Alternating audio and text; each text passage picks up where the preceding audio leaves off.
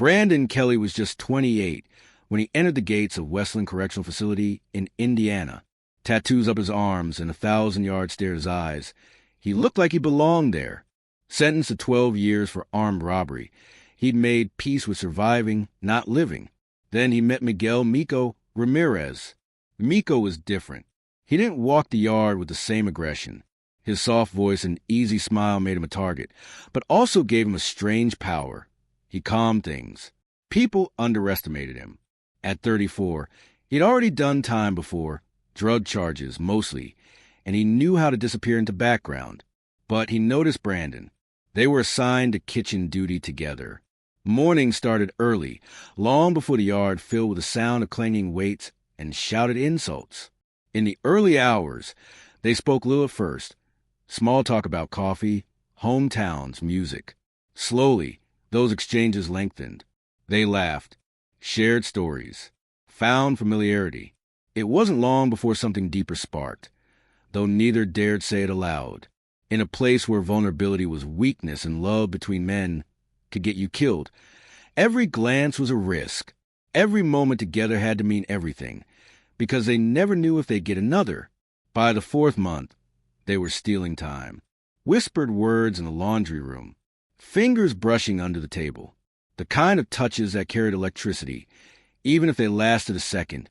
Brandon didn't think he could fall in love in a place like this, but he had. They found corners of the prison to hide in. There were others who shared secrets like theirs, but no one talked. Brandon and Miko built a world inside a broken one, a relationship formed in half smiles and silent promises. It wasn't perfect. Brandon struggled with the intimacy he was beginning to feel. He'd never been with a man before prison. He worried what it meant, not just for him, but for his identity, his safety, his future. Miko, older and more experienced, tried to reassure him, but some days the doubt in Brandon's eyes cut him deeper than any knife ever could. And then came the confession. They were lying on opposite bunks in the infirmary, where they'd both been taken after a minor kitchen accident. Miko's voice was barely above a whisper. "There's something I need to tell you," he said. Brandon turned. "What?" "I'm HIV positive." Brandon sat up, his blood turning to ice. "I've been careful. I swear, I'd never hurt you. But you need to know." There was silence. Brandon stood up and walked out. He didn't speak to Miko for days. Inside the prison walls, silence was louder than gunshots. Word got out. Maybe someone overheard. Maybe Miko's file wasn't sealed as it should have been. Brandon found himself isolated. Whispers followed him down the hall. A few called him a bug chaser. Others threatened him. His confusion turned to anger. He felt trapped emotionally, socially, spiritually. How could he have let himself fall for a man who kept that from him? How could Miko not tell him sooner? But deep down, Brandon still cared. And that made it worse. Tensions in prison are never quiet. They rattle and build like pressure behind a dam. And when it breaks, always ends in blood. Brandon was spiraling. The stigma of being seen as gay, of possibly being exposed to HIV, crushed him. He stopped talking to Miko, started hanging with a different crowd. Harder men, angrier men. He denied what they had, called it a mistake, a phase. Miko, heartbroken, kept his distance. But the damage was done. Rumors became threats. A guard even cornered him once. "You think anyone's going to save you? You're a walking infection," he sneered. The psychological weight bore down. Miko tried writing letters to counselors, to his sister. He begged for a transfer. None came. One night, Brandon received a message from another inmate. Miko had outed him, told people about their relationship. It wasn't true, but paranoia doesn't need proof. Brandon believed it, or needed to believe it. The betrayal, real or imagined, festered. On August 3rd, 2022, it erupted. That night, during a power outage that knocked out half the lights in C Block, Brandon confronted Miko near the showers. No guards. No cameras.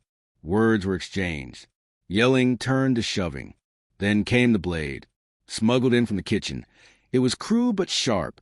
Brandon struck once, then again. Miko fell, gasping, eyes wide with disbelief, not fear. Disbelief. "I loved you," he said with his last breath. The scene was discovered 20 minutes later. Miko's body lay in a pool of blood, the crude knife still nearby. Brandon didn't run. He sat against the wall, head in his hands, covered in blood. He confessed immediately. The trial was swift. A new life sentence added to his term. The media pounced. "Gay love affair ends in HIV and murder." One headline read. It was sensationalized, reduced to shock value. But buried in court documents and psychological evaluations was the truth.